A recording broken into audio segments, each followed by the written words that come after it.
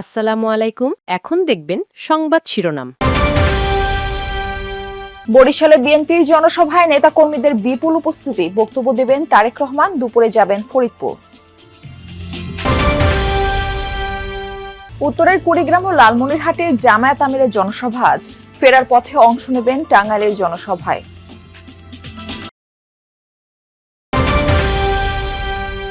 সারা দেশে জমজমাট নির্বাচনী প্রচার, শান্তিপূর্ণ পরিবেশের প্রত্যাশা ভোটারদের, প্রার্থীদের কথার লড়াইয়ে ছড়াচ্ছে উত্তাপ।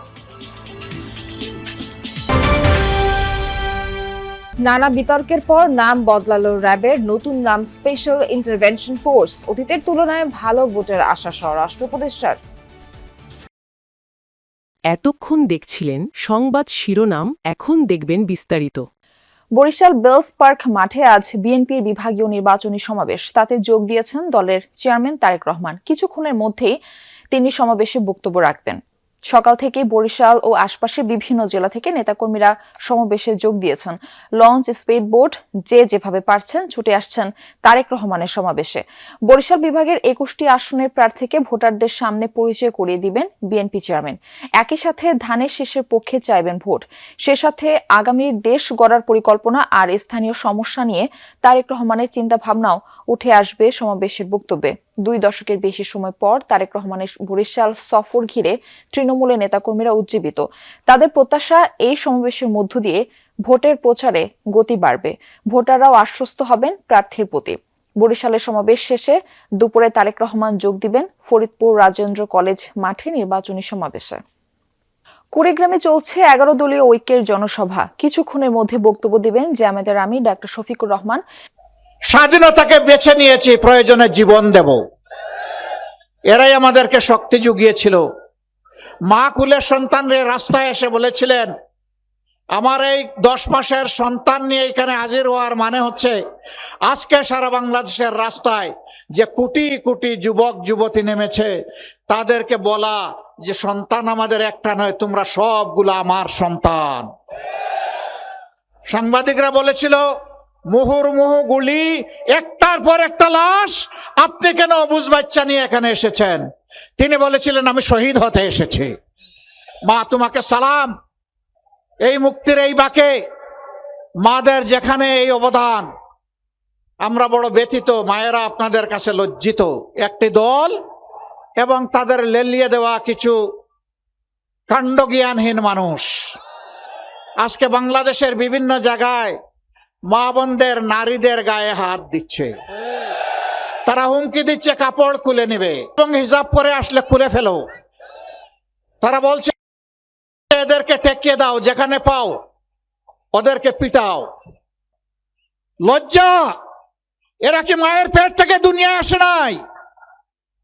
যদি মায়ের পেট থেকে এসে থাকে তাইলে মায়ের জাতির গায়ে হাত দেয় কিভাবে? এই ধরনের বেপরোয়া বেহায়া কথা বলে কিভাবে? মায়েরা বর পাবেন না, বয় আপনারা পান না আমি জানি, তারপরে আপনাদের সন্তান হিসেবে আমাদের দায়িত্ব আপনাদেরকে শক্তি সাহস যোগানো। আপনারা লড়ে যাবেন, চোখে চোখ রেখে কথা বলবেন। এটি আমার বাংলাদেশ। এই বাংলাদেশে আর কোনো জমিদার মেনে নেব না। এই বাংলাদেশ হবে ইনশাআল্লাহ জনগণের বাংলাদেশ। আমরা মাদেরকে কথা দিচ্ছি, আমাদের সব কিছুর বিনিময়ে ইনশাআল্লাহ। আর মাত্র 7 দিন পর ত্রয়োদশ জাতীয় সংসদ নির্বাচন। প্রচার প্রচারণায় দিনের বেশিরভাগ সময় কাটছে প্রার্থী ও কর্মী সমর্থকদের। সকালে ঠাকুরগাঁওয়ে নির্বাচনী পথসভায় 1 আসনের বিএনপি প্রার্থী মির্জা ফখরুল ইসলাম আলমগীর বলেন, ইসলামের কথা বলে মানুষের সাথে প্রতারণা করছে একটি দল। তাদের প্রতীকে ভোট দিলে বেহেশতে যাওয়া যাবে বলছে, অথচ নিজেরাই নারীদের অসম্মান করে যাচ্ছে দলের নেতারা। মা বোনদের সম্মান না করতে পারলে কখনোই বেহেশতে যাওয়া যাবে না বলে উল্লেখ করে মির্জা ফখরুল ইসলাম আলমগীর।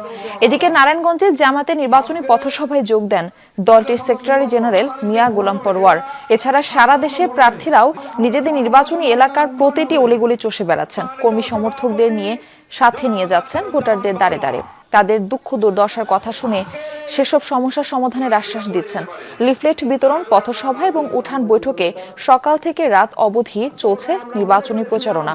দলীয় প্রার্থীদের সাথে পাল্লা দিয়ে গণসংযোগ করছেন স্বতন্ত্র প্রার্থীরাও। মা বোনদেরকে ভুল বুঝাচ্ছে যে দাঁড়িপাল্লা ভোট দিলে নাকি আপনার জান্নাত পাই যাবে। যে আমির সাহেব তিনি নাকি মহিলাদেরকে খুব অশ্লীল ভাষায় গালিগালাজ করছে। সেই মা বোনদেরকে যদি আমরা ইজ্জত করতে না পারি, সম্মান করতে না পারি, তার সম্পর্কে যদি কটু কথা বলতে পারি, তাহলে কি আমরা কোনোদিন ভেস্তে যেতে পারবো? যদি না পারেন 12 তারিখে দেখে নিতে, তাহলে 13 তারিখ থেকে আরো 5 বছর আমরা এরা দেখে নিব। আসলে এরা আপনাদেরকে দেখে নিব। আপনার দোকানে দোকানে সাদাবাজি করবে, ঘরে ঘরে হুমকি দিবে, সন্ত্রাস করবে, সামাজিক ভাবে ভেজাল লাগাবে।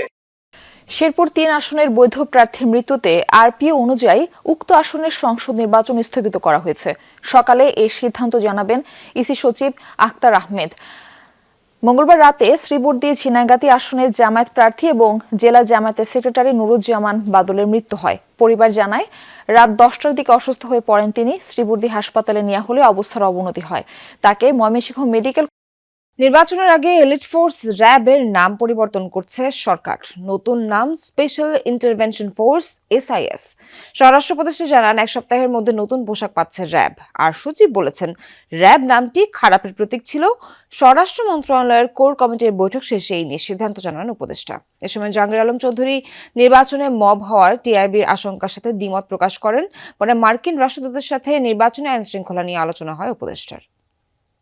আইনশৃঙ্খলা পরিস্থিতির অবনতি ও জঙ্গিবাদের উত্থানের মুখে 2004 সালের 26 মার্চ বিএনপি জামায়াত নেতৃত্বাধীন 4 দলীয় জোট সরকারের আমলে গঠিত হয় র্যাব।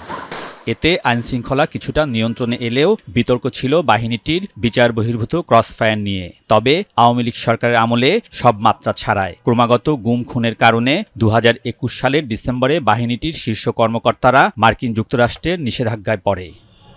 এ অবস্থায় আওয়ামী লীগ সরকারের পতনের পর র্যাব বিলুপ্তির দাবি ওঠে। গুম কমিশনের রিপোর্টেও এ নিয়ে সুপারিশ করা হয়। এর প্রেক্ষিতে অন্তর্বর্তী সরকার র্যাব পুনর্গঠনে কমিটি গঠন করে, যার ভিত্তিতে নির্বাচনের আগে ক্ষমতার পালাবদলের শেষ সময়ে র্যাবের নাম পরিবর্তন করল সরকার। র্যাবের যে নতুন নাম, আজকে থেকে এটা নতুন নাম করা হচ্ছে স্পেশাল ইন্টারভেনশন ফোর্স SIF। এটা সুপারিশ করেছে এবং মাননীয় প্রধান উপদেষ্টা যদি এই 1.5 বছর আগে তাদের কাজের মান দেখেন আর এখনকার যদি কাজের মান দেখেন, এটার মধ্যে পরিবর্তন অনেক আসছে। উপদেষ্টা জানান সপ্তাহখানেকের মধ্যে নতুন পোশাক পাচ্ছে র্যাব। পোশাক অলরেডি পরিবর্তন করে আপনাকে কিন্তু একবার দেখানো হয়েছিল। ওই পোশাকগুলি বানানো শুরু হয়েছে, হয়তো এই নেক্সট সপ্তাহে আপনি দেখবেন যে ডিজি হয়তো ওই পোশাকও গায়ে দেওয়া হয়েছে। নির্বাচনে ব্যাপক সহিংসতা ও মবের আশঙ্কা করছে বিভিন্ন সংস্থা। উপদেষ্টা জানিয়েছেন পরিস্থিতি আগের যে কোনো ভোটের চেয়ে ভালো। ডিআইবি তাদের কনসার্ন জানিয়েছে, আর আমাদের কনসার্ন হলো ইলেকশনে কোনো ধরনের কোনো অসুবিধা হবে না। এই ক্ষেত্রে আপনাদের কারো কোনো সন্দেহ থাকার দরকার নেই। ইলেকশনটা খুব উৎসবমুখর হবে। স্বরাষ্ট্র মন্ত্রণালয় জানায় এখন পর্যন্ত 7,731টি অস্ত্র উদ্ধার